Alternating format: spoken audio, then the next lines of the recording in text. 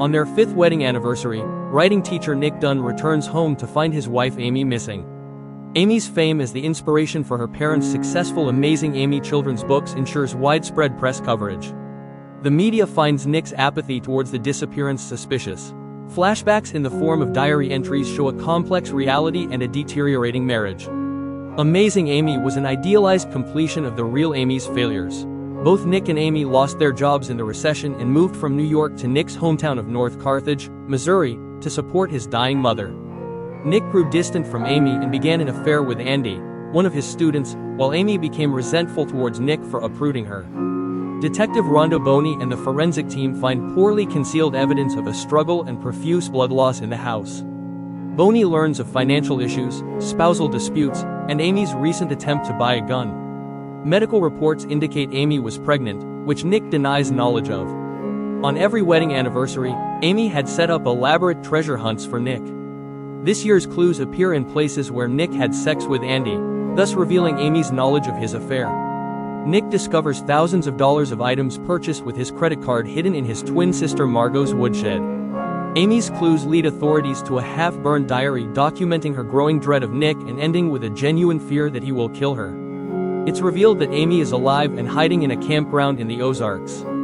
After discovering Nick's affair, Amy conceived an elaborate plan to frame him for her murder. She had him ramp up her life insurance and secretly used his credit card to buy the woodshed items.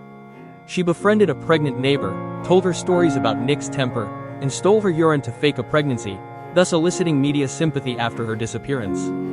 She wrote a diary with increasingly fabricated entries and placed incriminating evidence in the treasure hunt spots for the police to find. On the morning of her disappearance, Amy drained and splattered her own blood across the kitchen and then cleaned it haphazardly. Her original plan was to drown herself after Nick's arrest and have her body found to ensure his death sentence. Nick deduces Amy's scheme, convinces Margot of his innocence, and hires lawyer Tanner Bolt, known for representing exorcide suspects. Nick meets two of Amy's ex-boyfriends. Tommy O'Hara claims he was framed for rape by her after he ended their relationship. Wealthy Daisy Collings, against whom Amy had filed a restraining order for stalking, turns Nick away. When Amy's campground neighbors rob her, she calls Daisy for help, convincing him that she fled Nick's abuse. Daisy agrees to hide her in his lake house. Bolt convinces Nick to reveal his affair on a popular talk show, thus seizing the narrative initiative from the media. Andy reveals the affair at a press conference shortly before the show, but Nick insists on conducting the interview. He affirms his innocence and feigns regret for his shortcomings as a spouse, knowing that Amy will be watching. The interview is a success, garnering widespread sympathy